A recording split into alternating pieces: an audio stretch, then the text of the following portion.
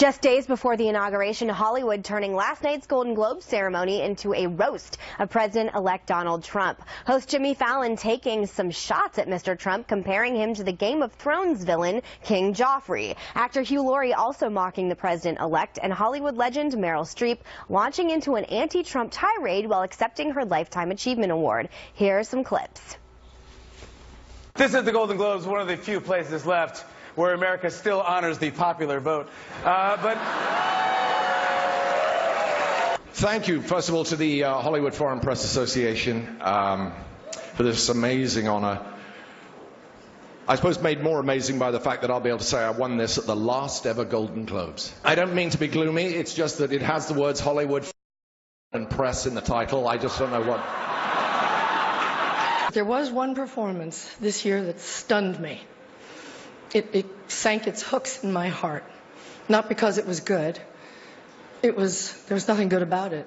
It was that moment when the person asking to sit in the most respected seat in our country imitated a disabled reporter, someone he outranked in privilege, power, and the capacity to fight back.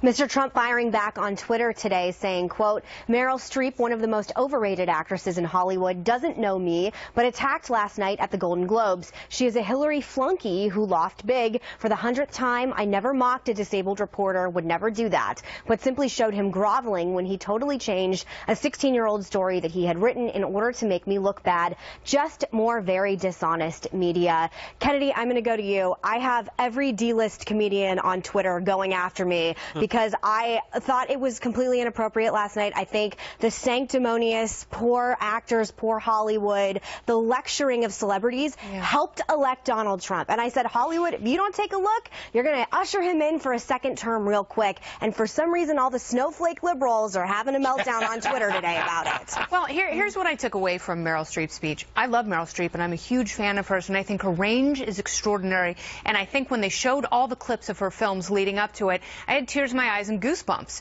because here's someone who's so tremendously talented, who has focused that talent and goes to show, you know, what an incredible role model for our children, someone who's able to focus that ability. But then in the moment, you get one Lifetime Achievement Award. Yeah. You get one.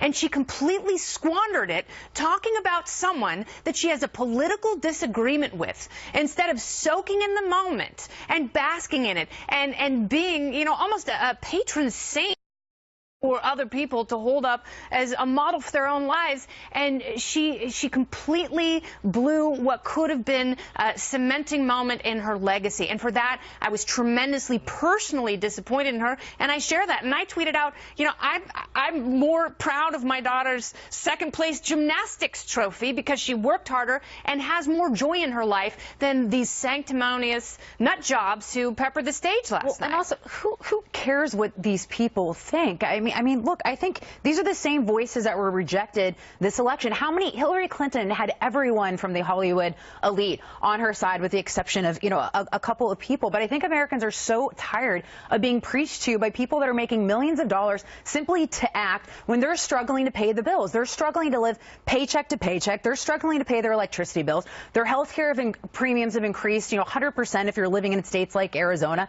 And they just don't care, and they're just over it. And it's just so, you know, it's just so elitist for these guys to spend the entire time last night lecturing to Americans. Who cares? What basis do they have to be telling us, you know, how we should vote or what we should think and why we should even be listening to them in the first place? I think Meryl Streep is a terrific actress.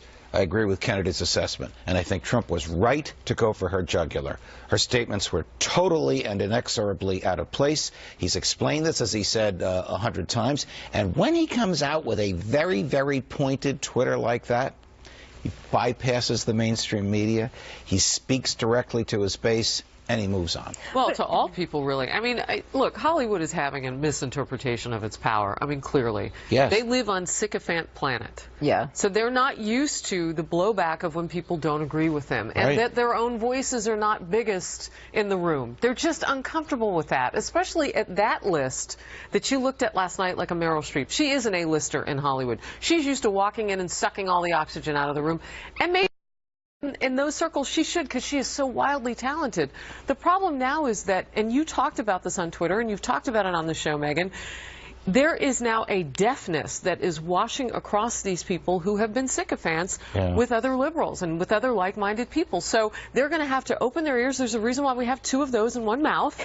And they're going to have to listen. And they're going to have to take in what's happening. Otherwise, the roles they play won't even resonate. Did Meryl Streep respond to your tweet? No, but everybody in Hollywood is trying to do our job, and I don't care about your job. And I like football and MMA or whatever she went after last night. It's ridiculous. They're different forms of entertainment. And I